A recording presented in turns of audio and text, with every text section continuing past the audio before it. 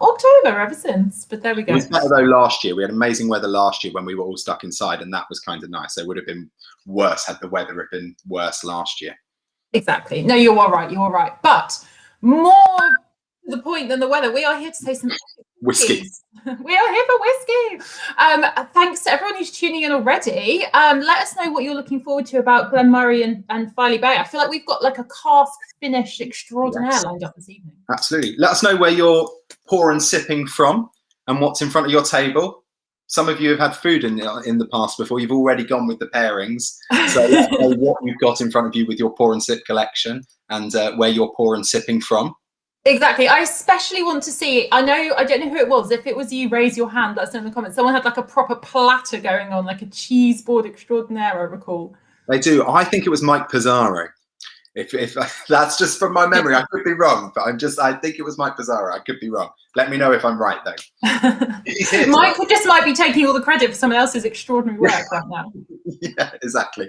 And we're live today on YouTube, Facebook, and Twitter. The gremlins have been kept at bay. That's exactly it. No, I'm really excited for tonight, and I can't believe August is finally finishing. But we've got something very exciting for next month, I have to say. And more importantly, our tasting nights are changing. Yes, this is a very good point. So we will remind you again at the end, but mark your diaries now. This is just for September because we have got something very action-packed and exciting because September is our first anniversary. Where has time gone? So instead of the first and third Thursday, we're going to do the second and fourth, hopefully for one time only, but we'll see how it goes. So we'll be on the 9th and the 23rd. So advanced warning. I know that everyone keeps their diaries free the first and third. So now is your time to get out of your family dinner or rearrange any shifts or anything like this. Go. Absolutely. Reverend Kevin Wright, evening all on holiday in Dorset. So on holiday. So that is serious commitment, just like I was a few weeks ago. Big up the commitment to pour and sip. Ian Turner, evening all. Looking forward to my first Yorkshire whiskey. Who would have thought? Well, you can make whiskey anywhere in the world, as we'll find out. That's exactly it. And I think we've shown that in pour and sip. We have had some very far off places that make whiskey that you think maybe you couldn't believe that whiskey was coming from these places. Malcolm Tucker, shortbread in Manchester. So I don't know if that's a place or if that's what you're eating. I'm going to assume it's what you're eating, and Gareth is on the chicken and pea soup as well, which is an interesting pairing. Not sure it's come across before. Let us know how it goes. I don't know if you're pairing that with whiskey, but if it's something you've eaten beforehand, I mean, I had chicken ramen noodles very briefly. It's not my main dinner, but just something to kind of, what's it called? Kind of, line the stomach a bit. But what are you pairing your whiskey with as well? Chicken and pea soup, as you've rightly said, Gareth Peters, is definitely an interesting one. Green Tea is Green. Hi, everyone. Green Tea is back. Welcome back, Green Tea is Green, one of our mainstays who may have been here with us for the whole year. I know. Shout out if you have been here for the whole year, because that's an epic achievement. Jeff is shepherd's pie with cauliflower mash. Cauliflower mash. I'm so here for this. You're all making me hungry. But I was going to say, Green Tea is Green is back. Welcome back if you pour and sip with us every month. But if you're new to the party, especially huge welcome to you. Just to give you a heads up, we have got 2 drams to taste this evening. We always taste 3 drams on the first tasting of the month, 2 on the second. And we have got double guests today. Yeah. So extremely exciting. We're going to taste the Glen Moray first. So that's Andy is going to interview Ian from the distillery. And then I've got Filey Bay. I'm taking on the Yorkshire dram with David, which is very exciting. And basically get involved the whole time. We want to hear your tasting notes. We want to hear what you think. We want your questions, your comments. Andy, I feel like we're so lucky to have 2 proper experts with us. So get your questions into them. Absolutely. Alistair Taff saying it's not good. It's his Mrs. birthday on the 9th. Well, I mean, it could be a really nice birthday treat to pour and sip on her birthday. So, a gift. Get her a subscription. Yeah. You can have 1 dram of his and hers drams. His and hers drams. You can dram along together on her birthday. Tonight should be really, really good. And I love cask finishes, and I love interesting cask finishes as well. So we've definitely got 2 of those tonight. So that is super exciting. Absolutely. And I feel like if you've ever had any questions about casks, how casks get flavour into a whiskey, how you choose a cask, this is like the optimum time, I feel, for geeking out about casks. So this is extremely exciting. Brissy C sitting here in Bristol, Oreo chocolate in hand. I think that could be a good pairing indeed. Oreo's Right. just pairing with everything. Anyway, enough. Shall we crack on with the show? My stomach is actually rumbling here. So if you can hear it. On this note, I'm going to see if Ian can come and join us. Ian, all the way from Glen Moray up in Scotland. Hi, Ian. How are you doing? Hello, I'm good. How are you guys? Really, really well, thank you. I am so excited to taste, I believe, a really quite esoteric whiskey from you guys. Yes. Yeah, we've been kind of, we're an experimental distillery, but of late we've been bringing so many more of these interesting cask finishes to the market. So, yeah, this is one of many of recent months that we've been taking out. Well, we could talk about I will leave you in Andy's capable hands, and I will dram along in the background, and I cannot wait to, taste along. We'll catch you guys in a bit. Bye, Christy. So, how's it going, Ian? I'm great. How are you, Andy? Not too bad. How's the weather up where you are? The sun has appeared. It's been hiding all day behind the clouds, but as it's fading over the horizon, it's decided to show a little bit of face, so it's not too bad. Lovely, lovely. It's really not here in London at all. Very grey and miserable right now. But I should add, it's always sunny in Speyside. So. Yeah, it's always sunny in Speyside. There should be a programme like that. Anyway, so talk to us a little bit about yourself and how you got into the role and what you're doing at the distillery. So I've now been, this month actually, in about a week's time, is my 16th anniversary working at Glen Moray. It's coming up to 20 years in the industry now. Started as visitor centre manager at the Macallan Distillery, just not too far along the road from where I'm sitting now. And then made the jump to Glen Moray, where I took on the challenge of building up the visitor centre there. And since then, the role has evolved and developed, and I'm kind of straddle a number of different parts of the distillery, kind of global brand ambassador, still running visitor centre, involved in marketing, and working closely with Stephen, who's our head of whiskey creation as well. So an exciting kind of mixed role. That's great. It's nice to kind of be able to have tried your hand in different parts of the distillery and then kind of end up where you are. That's really cool. Talk to us about the distillery. For anyone who doesn't know about Glen Moray, which there'll be a few, I'm sure. So give us a little brief history. We know you're a Speyside whiskey. Absolutely. So Glen Moray, we are in the town of Elgin. Some people say Dufton's the capital of Speyside, but I disagree. So town of Elgin, I've been producing whiskey there since 1897. Pretty solid production throughout those years. A lot has changed in recent times, so kind of a lot of the history around the distillery is certainly revolving around what's happened recently. In 2008, we were sold by Glenmorangie, the company that owned the distillery for the majority of its life. And we were sold to La Martiniquaise. It was a French-to-French sale, Glenmorangie being owned by LVMH. So owned by La Martiniquaise now, and since then, Glen Moray really has kind of come into its own. It's always, and I was always confident it was a great whiskey, but really not able to shine because the approach that Glenmorangie took with Glen Moray was very much around being UK centric and not so much of it being a global whiskey. That has changed massively in recent years. We're now exporting to over 50 markets around the world. For a lot of the time, we had 3 expressions. Now, including limited editions and special releases, we're up to about 20 different expressions. So allowing a kind of hidden experimental side to shine a lot clearer in recent years, which has been great to be a part of and great to see the distillery kind of really show what it's about and show what it can actually do. That's really exciting as well. And you're talking about the experimental side of Glen Moray. That's been a very recent development, really. It never was like that under Glenmorangie, for example. It was, but a lot of that experimentation was taking place behind doors and was kind of just utilising the distillery as a little bit of a kind of guinea pig for rolling out to kind of larger and further ventures. So when we were bought by La Martiniquaise, they inherited a portfolio of stocks with, we're sitting on, full wine maturations now, sitting at 16, 17 years old, full Sauternes maturations, different rum varietals. We'll speak about one of those tonight.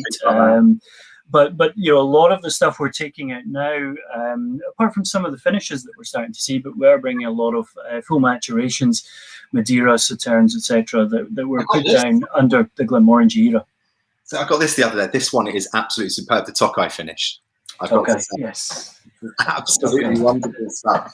We're not trying that. We're not. The Tokai has it's gone. It just suddenly disappeared. I think it's, and I get confirmation from our sales team, but I think it's the fastest selling release we've ever had at Glen Moray.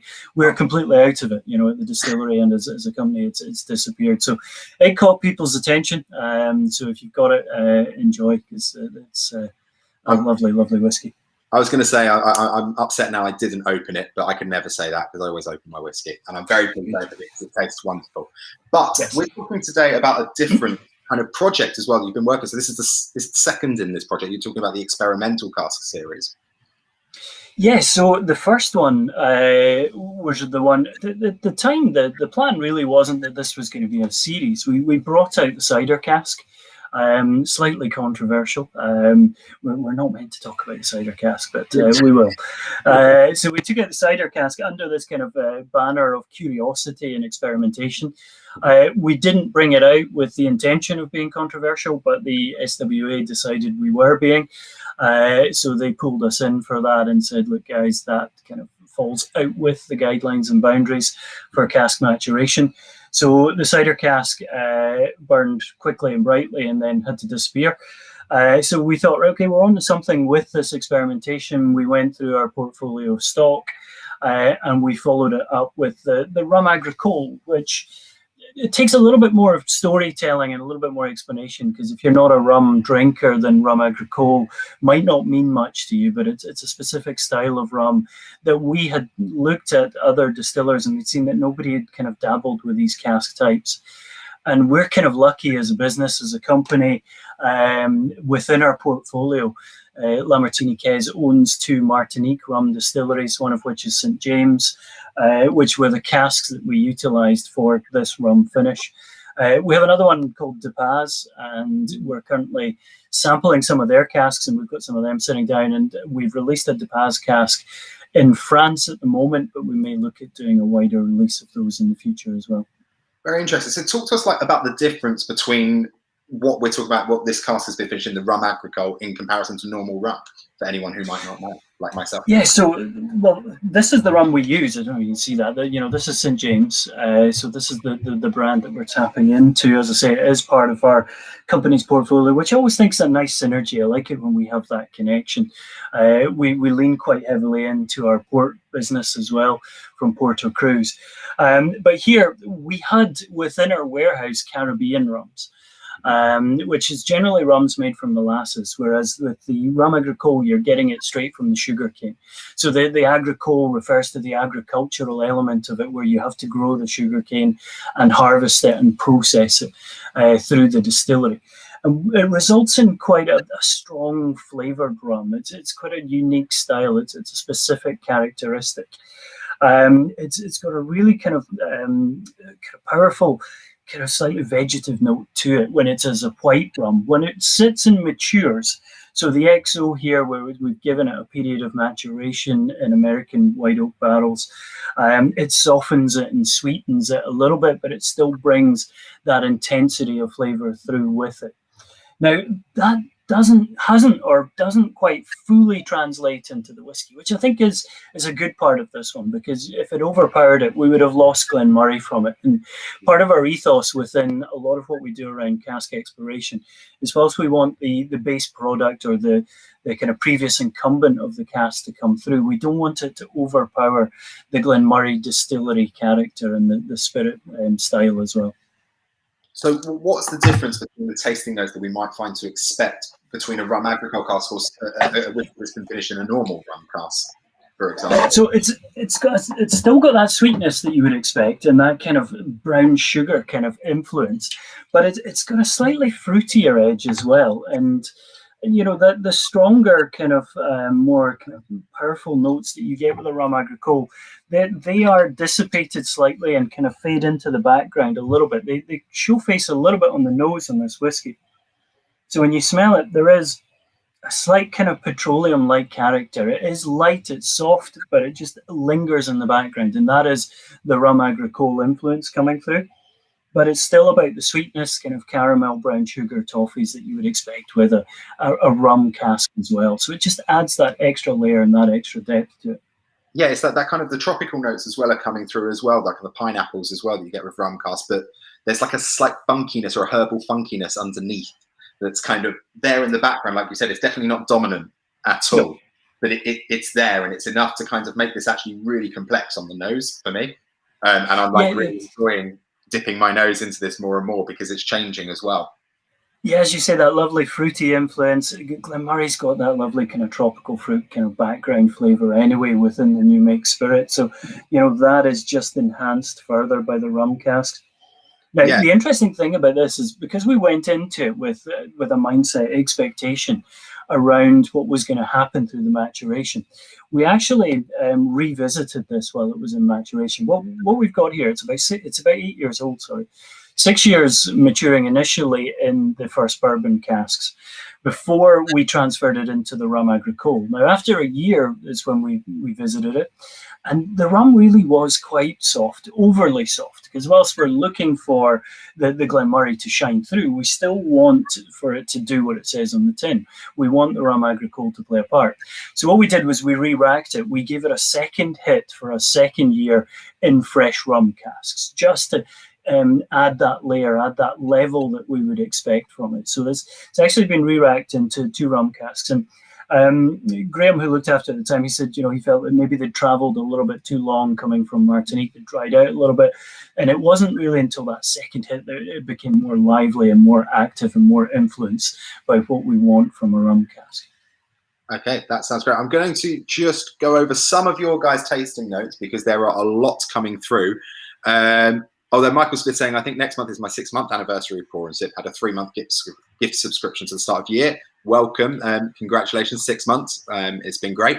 Green Tea is Green, really getting the pear drops on the nose with a slight buttery sour tinge. Is that sour tinge, would you say, as well, coming from that kind of funkiness from the Agricole cask? Yeah, absolutely. And that kind of pear drops is Glen Moray. So what he's hit on there, or he or she, sorry, has picked up on is both sides of the kind of flavour creation here.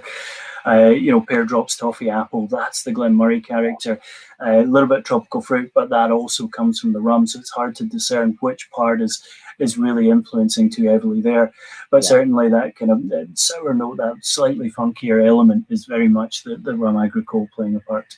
Yeah, David Stanton, lemon peel, honey, white pepper, toffee, apple. Nigel Gaynor, I will have completed the whole year. Really has opened my eyes and taste buds. Congratulations. It's been a joy having you with us on this journey, Nigel. Jeff, ooh, very nice. Getting the butter and the summer fruits and hides the 46.3 very well on the nose, I'm saying, because we haven't even tried this yet. So I'm going to get through a few of these because I haven't even managed to try it yet, but we've been nattering away. Nigel Gain, butter and candy, sweet nose. Malcolm Tucker, first nose, I got a hint of brown sugar. Now getting butter and orange. Brissy C, pear drops. And you're saying that's part of the kind of the Glen Moray distillery characters. It's great that you guys are picking up on the pear drops. And now I put my nose in it, it's definitely got that wonderful pear drops kind of vibe. Pear drops and, dare I say, uhu glue. Not that I make a habit of sniffing glue, but I eat a hint of banana. David Stanton, palate, hints of cherry and banana. Reverend Kevin Wright, herbs, garden freshness, mint, citrus, lemon. Jeff's, one of my favourite Glen Morays from cask flown out from the latest VC10 from the RAF Lossy Mouth. Definitely rationed on that one. Interesting stuff. Green Tea is Green, yes, with the other fruits and spices like drinking fruitcake. Ian Turner's going to ask a question. I'm just going to, we'll try this one first, Ian, before we get back into that, but I will make sure I ask that. So, cheers, everybody. I'm going to go for a dram. I haven't actually tried it yet. And yeah.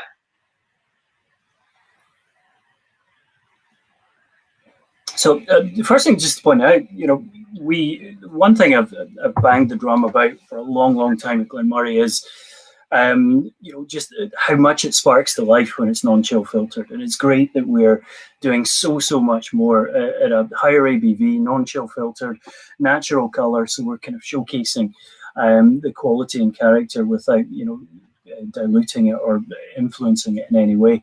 It's the spirit itself has got a viscosity, a thickness, an oiliness to it that just makes it feel elegant on the palate.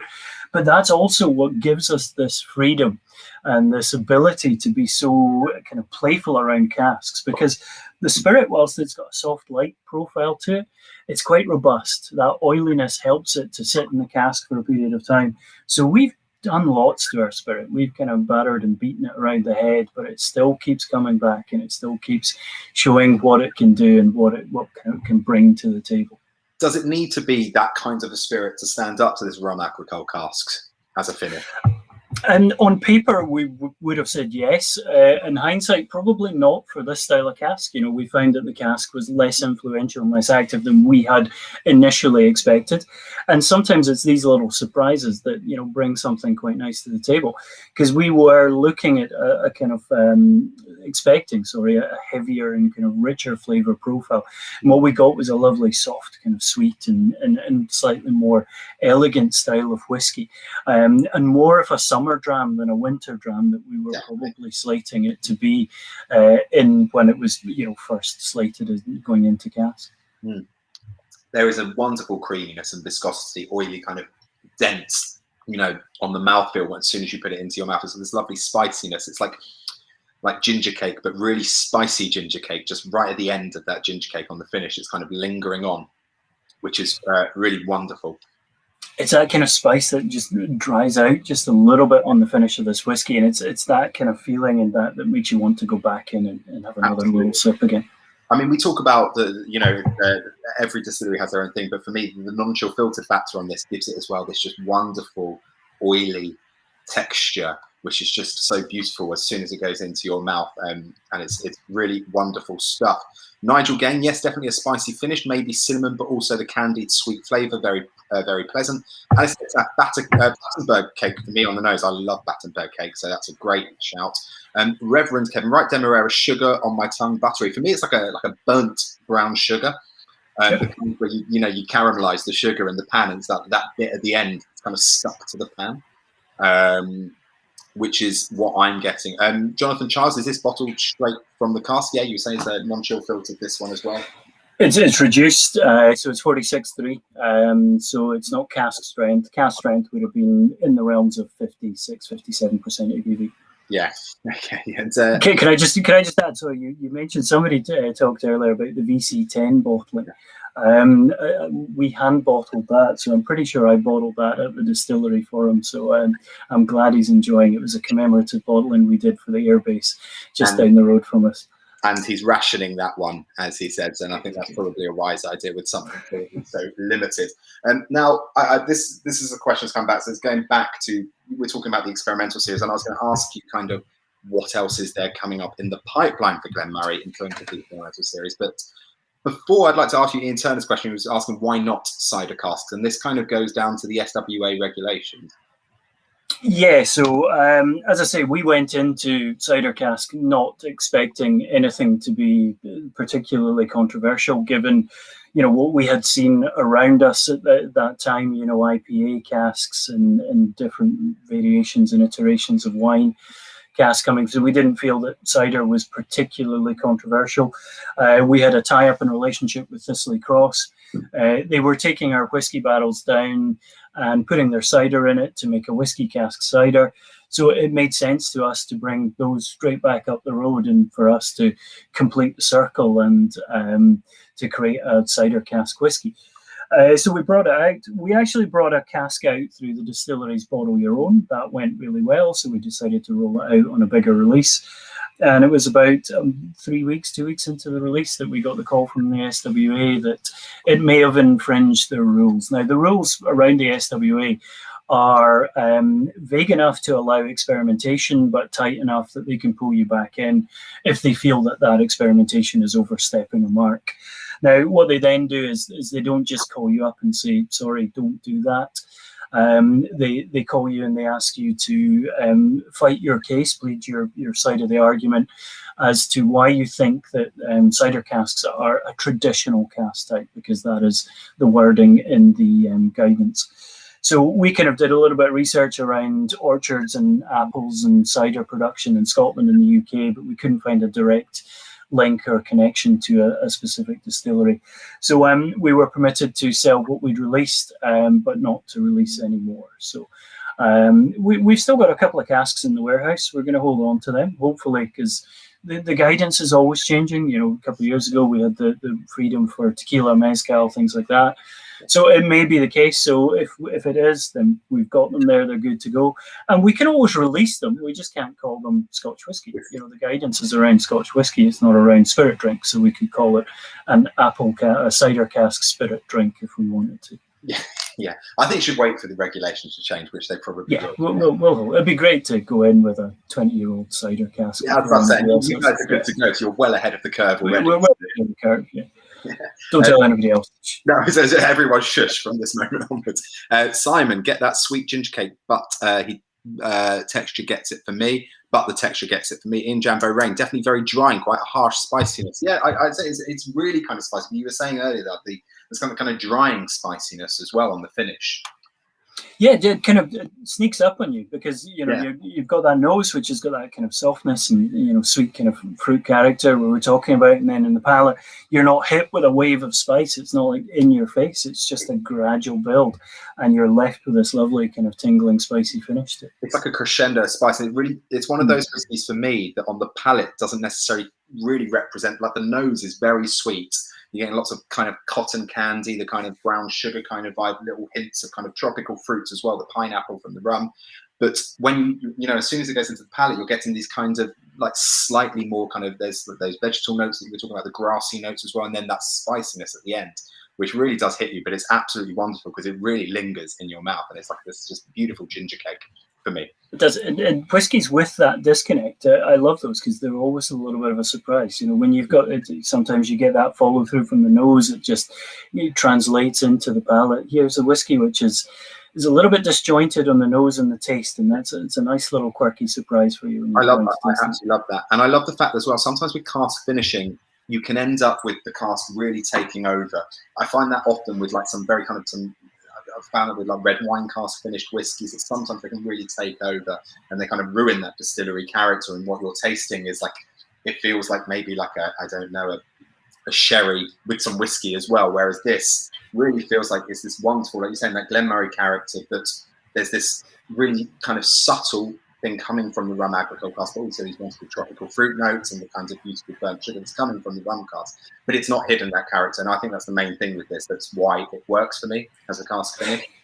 Yeah, and as a distillery, like every other distillery, you can lean into finishing. You can utilize it to rescue whiskies which maybe haven't matured as you expected, and you want to give it a little bit of a lift up.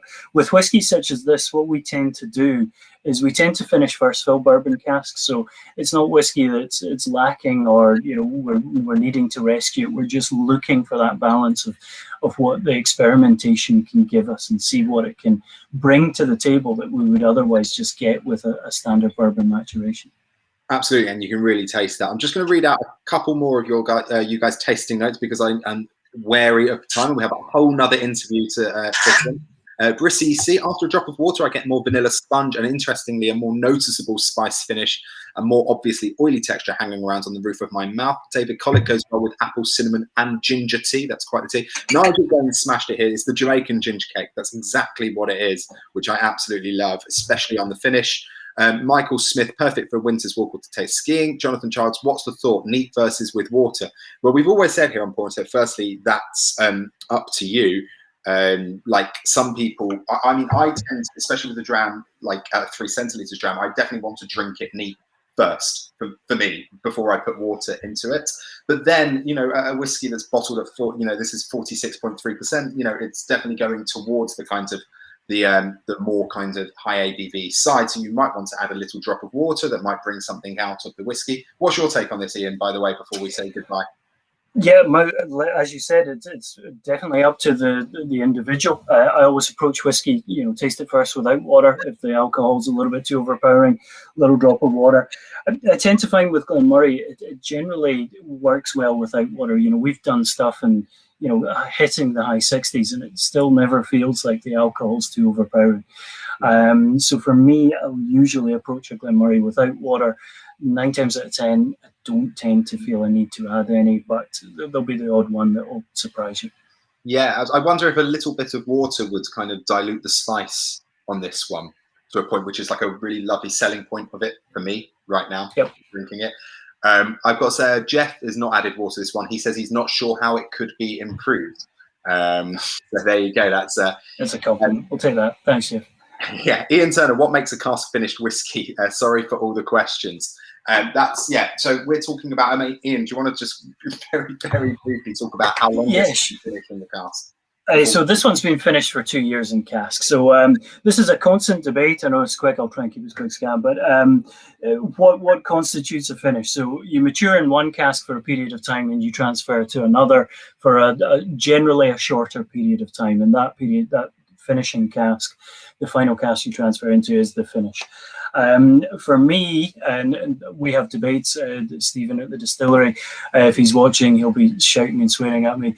He's anything over kind of 2 years he feels is double cask maturation, or 3 years, because that's the point where it's matured into a whiskey.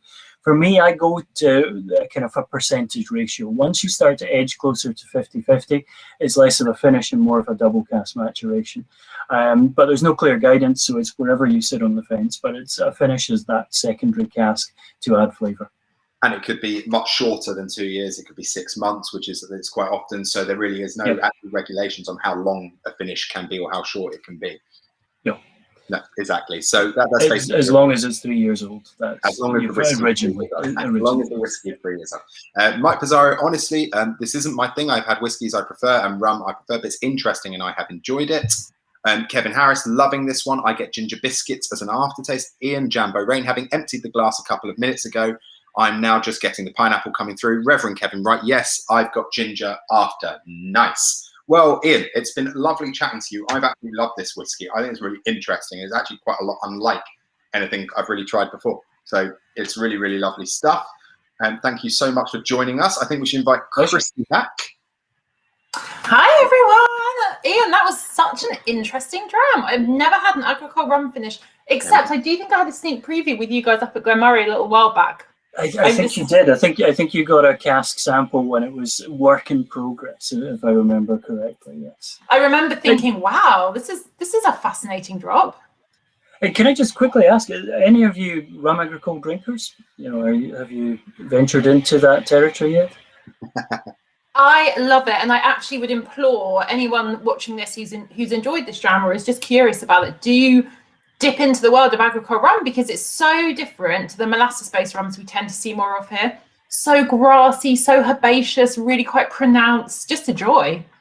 I think it'd be interesting for everyone to deconstruct this as well, because I always think with cask finishing, it's a great idea to try what it's been finished in. So I'd like to drink some rum Agricole to really kind of deconstruct this dram and see what it's given to it and what it's given to the whiskey that it's finished.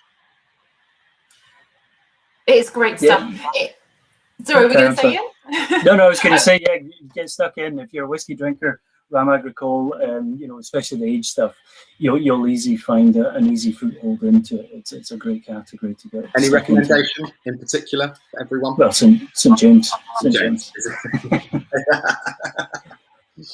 Yeah. Awesome. Ian, will you hang around for a bit and join us again towards the end? Because I think we've probably got some more questions coming in about cask finishing, and it's always lovely to have a chat over a dram.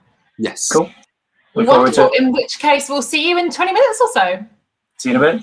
Bye. Tom Gillingwater, our favourite of this month's drams so far. So Filey Bay. So far. I mean, I feel like tonight is such a delve into some more esoteric whiskies that fly under the radar, and just in terms of what they are in the production story. And I'm loving it. What did you make of the dram, Andy? I absolutely loved it. Like I said to Ian, it was really, really interesting and not what I was expecting at all, to be honest. And it was really interesting to learn about rum Agricole because I hadn't really come across it too much before. So that was really interesting, and now it's opened my eyes, and I'm definitely going to buy the St. James's for sure. Fabulous. Now, I think we should bring David in from Spirit of Yorkshire, and we can get stuck into a whole different cask finish for the next, as I say, 20 minutes. So, hi, David. How are you doing? I'm very good, Christy. Thank you very much. How are you? I am loving this evening. I'm very well, thank you. And good. I will say, I'm extremely envious of you being in the still house right now. This looks awesome. Yeah, and it's very hot too. I mean, the stills were probably on a couple of hours ago, so the radiating heat still. So, yeah, I'm not sure it's a good place to be at the moment. Well, I'm loving it. I feel like we're getting a sneak peek into the distillery while we chat with you. So this is awesome. Fabulous. So Andy, we'll catch up with you in a bit as well. We'll Yes. wave goodbye. Enjoy Goodbye, the everybody. Look dram. forward to trying this one as well. So I'll be dramming along with you guys. See you in a bit. Bye. Bye. Now, David, I feel like, I mean, first of all, I have 10,000 questions, and for everyone watching, get your questions coming in. But for context, I feel like we're honoured to have you because you're not just from Spirit of Yorkshire, but you're one of the co-founders of the distillery. That's correct. Yeah. Sort of a pipe dream, sort of 2014, really. And yeah, it's been a not, I wouldn't say a hard sort of journey, but it's been a very interesting journey. We do come from an agricultural background, so we're sort of certainly from farming background, understand the growing of the crop, barley in particular, and it just made absolute sense to look at making Yorkshire's first single malt whiskey. It's so exciting. So again, I think English whiskey, we've said that, you know, sometimes distilleries can fly under the radar, but English whiskey as a category, it's just not where your mind goes, first of all. Is this like a frustration for you? Because I feel like there's a community of English whiskey producers now. Yeah, it's exciting times. And I think, you know, there's some very, very good English whiskey distilleries out there now. Yes, we're younger, we're finding our way, but just going on what Ian was saying, really, we sort of really honour that tradition of how to make a really good whiskey. You know, I'm sitting around Scottish stills, for example. So we really want to stick to the tradition, but with our own twist. And we're not as restricted as they are in Scotland. So we can experiment and we can play, but not at the detriment of quality. You know, that's always in the back of our minds. You know, why would we reinvent the wheel? You know, we're just looking to perhaps change one spoke. Yes. So, for example, just outline, I guess, the difference in the rules for people. So, Ian was speaking earlier about how cider casks were off, not allowed, but you guys could, I presume, use a cider cask if you wanted to. Yeah, I mean, it depends on the individual distillery and what they want to do. And if for us, that probably would be a step too far. But we are experimenting in all sorts of different ways. So we also have a brewery, and actually the business started as a brewery.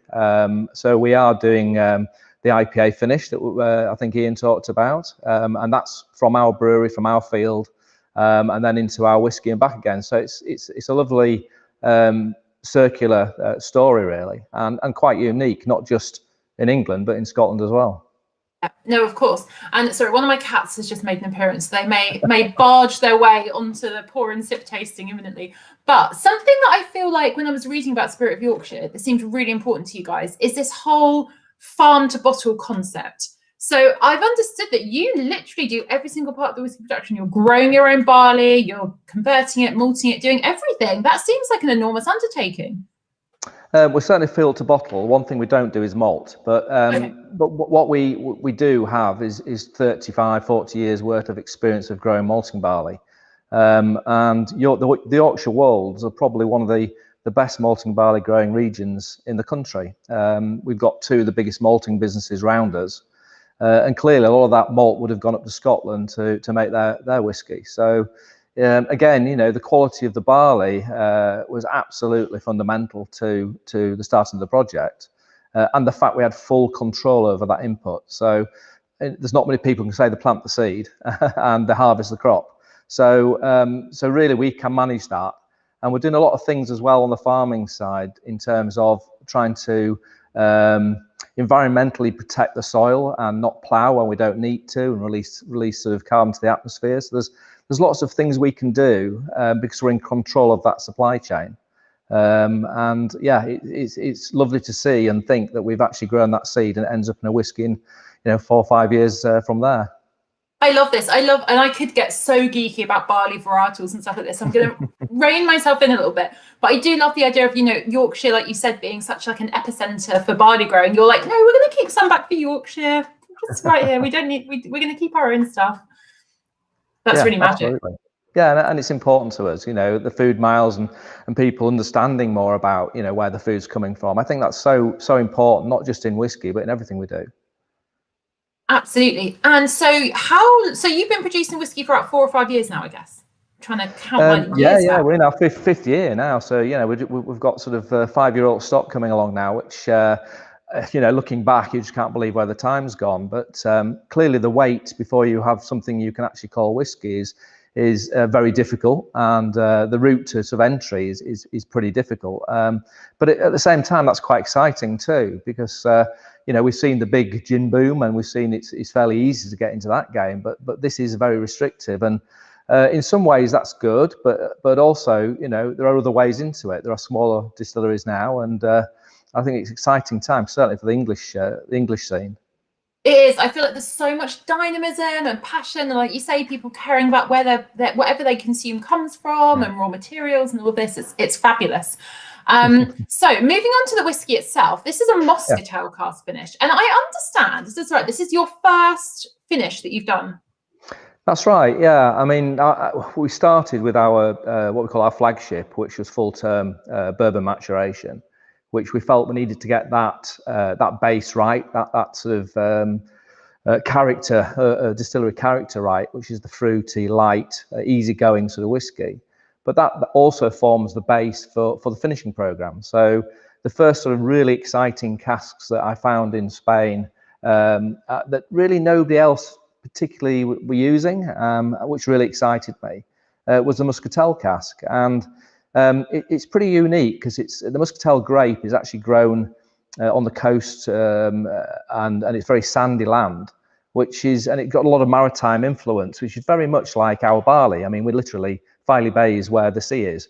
So, our barley has the same sort of influence. So it just seemed to link up, did that. And as well, it has this incredible depth of sweetness, which I think for somebody who perhaps isn't particularly into whiskey, it's a really good starting place to start out your journey. Yeah, I mean, I'm fascinated by this, and I love the nose. We've got loads of tasting notes coming already, but I'm going to pop a couple of questions to you first before we get stuck into it. So Guy has asked a really great question. How long is the finishing period for this dram? Okay, so unlike Ian, we're obviously fairly young. So the finishing period for this particular dram may surprise you. It's only about 6 months. Wow, okay. So yeah, the level of sweetness that we've managed to get out of that Moscatel cask is all about how sweet that cask is. Nice cat. No, I will. There we go. He's fine. He's not knocked any precious bottles off, so we're good. No problem. Yeah, so it's quite an intense cask, and again, it's very easy to finish, go too far, and really you've got to keep your eye on these sorts of casks just to make sure they don't. Particularly if you've got a lightish, fruity bourbon element to it, you don't want to mask that completely. And I think this really complements it and gives a lift to the sweetness. So yeah, it's quite an exciting and different cask. Yeah, it's really beautiful. And then Tom has asked as well, can you give an indication of how old this is? Obviously, you're a young distillery, but it has to be a minimum of 3 years, so it's going to be in that 3 to 5 window bracket. Exactly right. Yeah. So it was about just going on to 4 years in bourbon, and then about six months in the Moscatel. So you're effectively looking at about a 4.5-year-old whiskey here. And I'm really bad at maths, so I'm not going to do the maths, but actually 6 months out of 4 years as a percentage of time is actually quite high, which is really interesting as well. Yeah, it is. Yeah. And again, that's why you've got to really watch it. If this had been in, just a few more weeks, it may have overpowered what we wanted to try and achieve. So yeah, it's subtle enough, but there. Indeed. Now, I think this is incredible on the nose. Let's have a little nose together and talk us through it, because for me, it's like a fruit salad. It's unctuous. It's actually pretty bold. But the sweetness of the Moscatel really comes through, I think, on the nose. Yeah, I think, you're almost getting, for me, you're getting sort of apple blossom, that sort of honeysuckle type of really sweet top end notes. Yeah, and it's also got a depth to it. It's not one layer, and that's the beauty of that particular cask. And you do get some dried fruits elements to that as well. So I think it is sweet though. That's the first thing you get, is that almost honeysuckle type fragrance from it. It's gorgeous. We've got so many tasting notes. Brizzy Sea, strong honey aroma in Jambo Rain, getting the peaches, tinned variety. Michael, this smells incredible. Basically bottled up spring and a tropical fruit salad. I'm with you on that one. David, the nose, pineapple and nectarine and cream. Reverend Kevin Wright, apricots, orange blossom, rich Madagascan vanilla ice cream. I like it. Very specific and decadent. Eddie getting bananas and custard on the nose. Malcolm getting apple blossom that you just said as well. Fresh notes of spring, background of wood. Oh my gosh, there are so many. I'm going to whiz through them. Mike Pizarro, nose is very much like a light sweet wine. Muscat. I mean, we're on Moscatel, so it makes sense. Really light honey. Ian Thompson, excellent wee dram. I could forget my Scottishness and drink this all night. Well done to all at Filey Bay. I like it. Lots more saying peaches and honeysuckle. Jim Glancy, love the nose. More complex than expected. Dark chocolate banana. That's an interesting one. Yeah, I agree. There is an element of sort of like cocoa in the back of it, especially when we get it in the palate. There is an element of that, definitely. Mike's given a shout out to my cat rather. I'd miss him if he didn't show, so that's really lovely. I feel like we need to have a taste of it. I've had all of these wonderful notes and I'm just salivating. So cheers. Perfect. Cheers.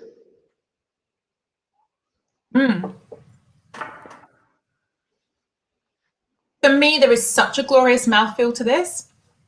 It's like a velvety and round, and that sweetness really translates through in a really like, not cloying way, but very like, you can definitely tell there's a finish on there, and it's really wonderful. Yeah, it's we've got two styles of new make spirit as well, which is quite unique. So we have just behind me, which you can't really see, is our two big pot stills, and 6 months of the year we work with those. So we're producing a more of an oily, sort of traditional, if you like, pot-based spirit, with an element of reflux. But we've also got, and you can probably see it, the column sitting here, which is actually a reflux column. So it's attached to the spirit still. Now we can do this in England. Obviously the Scots may struggle with this, but we can do this, and it just gives that element of reflux, which an extra copper contact, which gives us a really light floral new make spirit.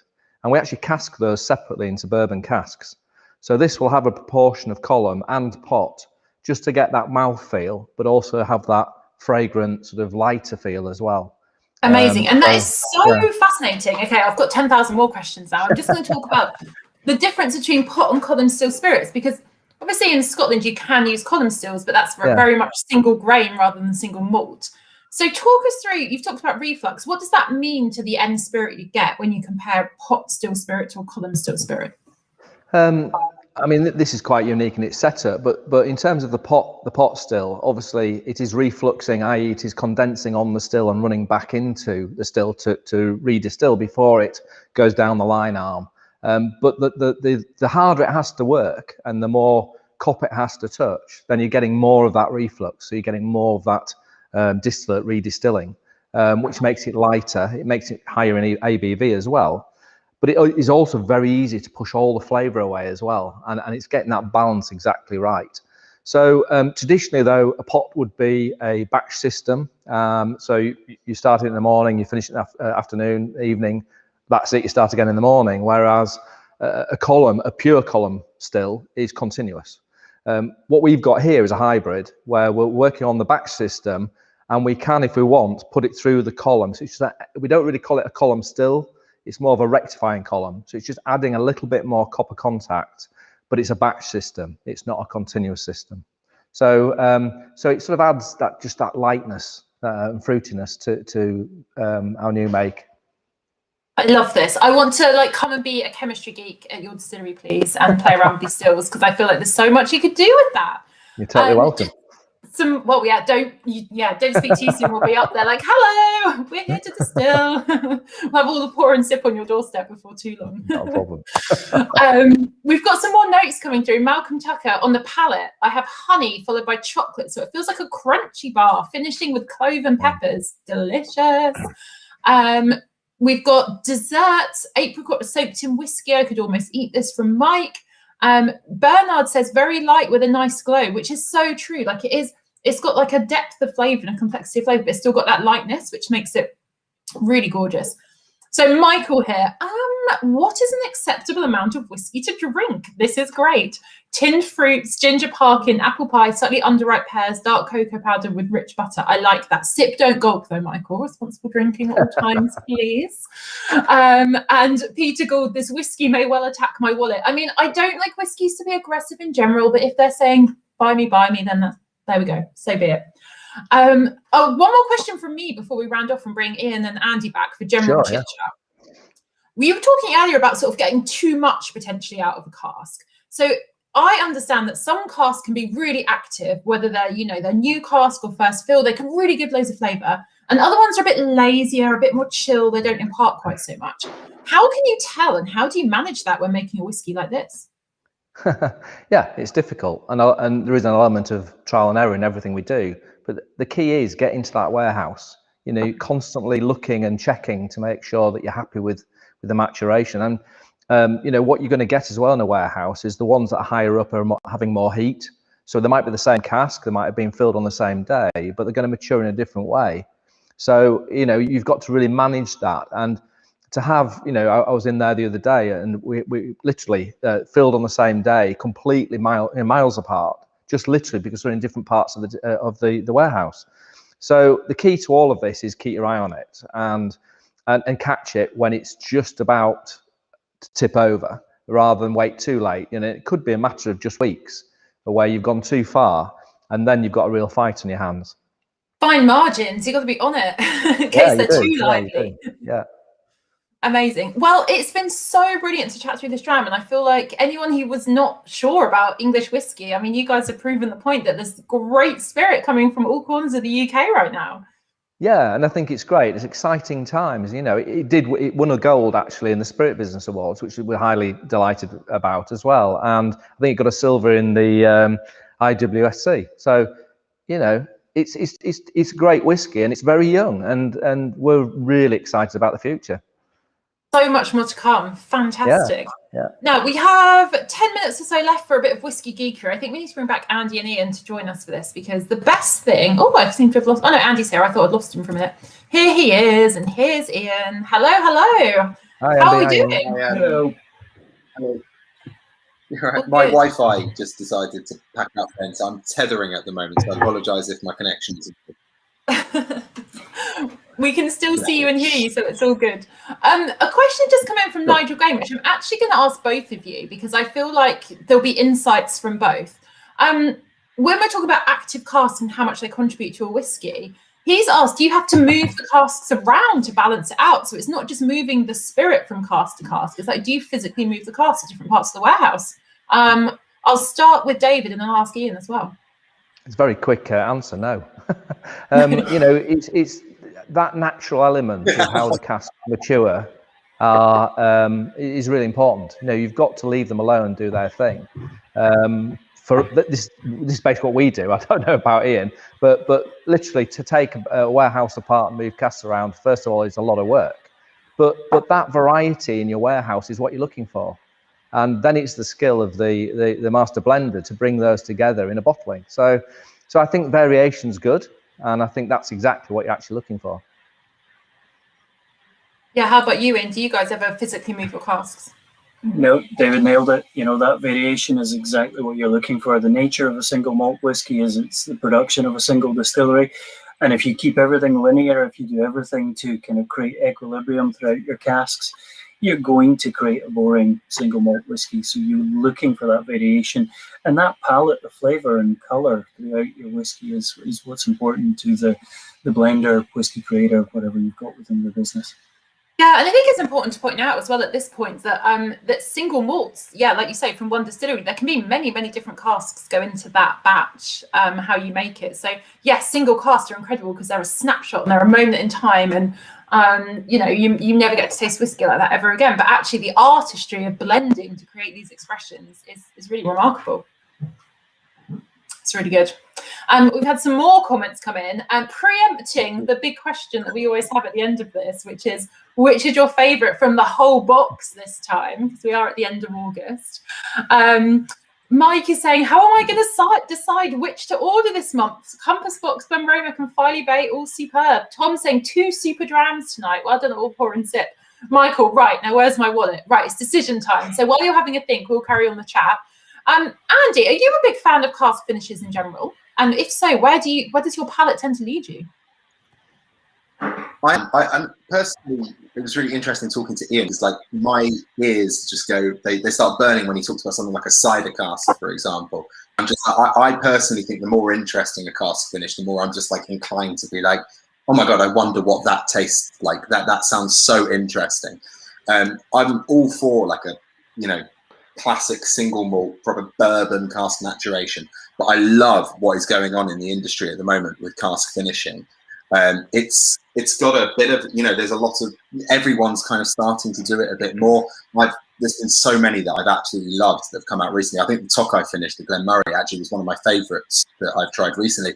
But for me, I'm just like, the more interesting the cask that it's been finishing, and I've not heard of that one before, my ears start going. I'm like, oh, I wonder what that starts to taste like. So I'm all for it, and I absolutely love it.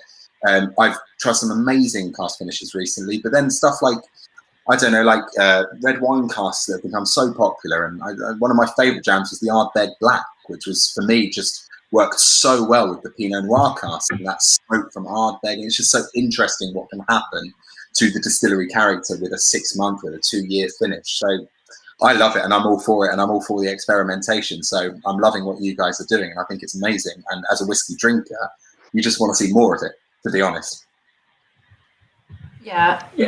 I think with experimentation, you walk this razor's edge of overstepping, and I think that, we touched on the SWA controlling and overseeing.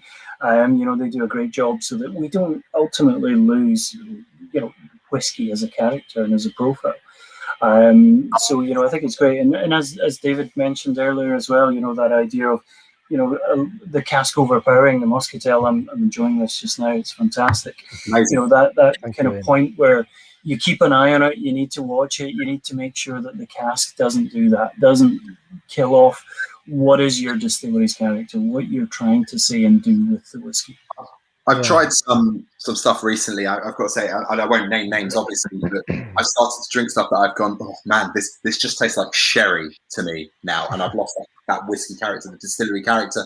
And I'm trying something that literally tastes like Oloroso to me now, and I think that's where you draw that kind of fine line between kind of, wrecking that distillery character. This is a cask finish. We're talking about 6 months to 2 years, maybe. It's something to add to the whiskey, not to overpower the whiskey.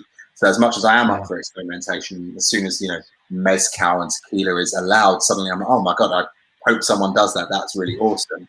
It's all about keeping whiskey and its integrity along with being able to experiment and kind of finish these whiskeys. So it is interesting, but not to overpower it. The way we look at it is the new make spruits your canvas, and your first cask is the wash that goes over the canvas. And then you're layering flavour with the next palette, if you like, and you can get to a point where you've got a mess. So you've got to stop layering, and you've got to just say, we've got where we want to be. And it's very easy to keep working on a paint, and you just mess up your paint. And it's going back to making sure that you just don't take those steps. Once you're happy with it, leave it alone. But it's as Ian said earlier, it's not about rescuing casks. No. It's about adding something, and that, as a whiskey drinker, that's what you're getting. You're adding something, and it's interesting. And I think that's the fine line that cask finishing has at the moment. It's that fine line that ultimately that whiskey has to go on a different journey from your core range. It can't be the homogenous, bland mess of all the same flavors. You need it to go somewhere else, but you don't want it to go too far. And that's the challenge we have as distillers with casks, especially with the open field of wine casks in particular. I think wine casks are, we rely quite heavily on Chardonnay casks. We do quite a bit with Chardonnay. But I remember I did a tasting with a sommelier, and I was like, "What's your thoughts on Chardonnay?" And he says, "Well, I don't have a thought on Chardonnay as a specific grape. I've got thoughts on Chardonnay from different vineyards, and so we can maybe have a Chardonnay from one vineyard that will taste very different from a Chardonnay from another vineyard. So the field is open for experimentation, but ultimately you don't want it to go too far. You have to rein it in to a certain degree." But this is just what's so exciting, is that the possibilities are almost endless, even within the guidelines that you guys have to play between Scotland. Yeah. So much. We have so many comments come in, so many comments. I don't even know where to start. I'm going to try and get through as many as possible, then I'll pass to Andy because I'll run out of breath. I don't know where you're starting from, so I'm kind of trying to scroll up. I'm trying to keep up. I'm going to start with Guy. The standout for me tonight was the nose on the Filey Bay, given its young age. Wild-Eyed Bill, fantastic box this month. I love them all and could have bought a bottle of each of them, but limited myself to the Benromac, which was one from last tasting. Alistair, like the whole box this month, but the Filey Bay steals it. Reverend Kevin has given 5 stars to Compass Box, Benromac and Filey Bay. Ian Jamboree, this is interesting. Have enjoyed the Glen Moray Sauternes cast previously, courtesy of Mike Sutcliffe of this parish. Suspect some dram sharing, which I like. Very good form, folks. And of course, the Arran finishes are good. Michael Smith, for me, the winner is the Filey Bay, and just made me even more excited for the entire flight we're going to do soon. Oh, that sounds exciting. Having said that, the Benromac and Glen Moray are also heading my way with a heart eye emoji, so he's very happy. All good this month. Filey Bay takes it, doesn't remind me of any other whiskey I've had the pleasure of trying. DS007 has given the Compass Box a 5-star.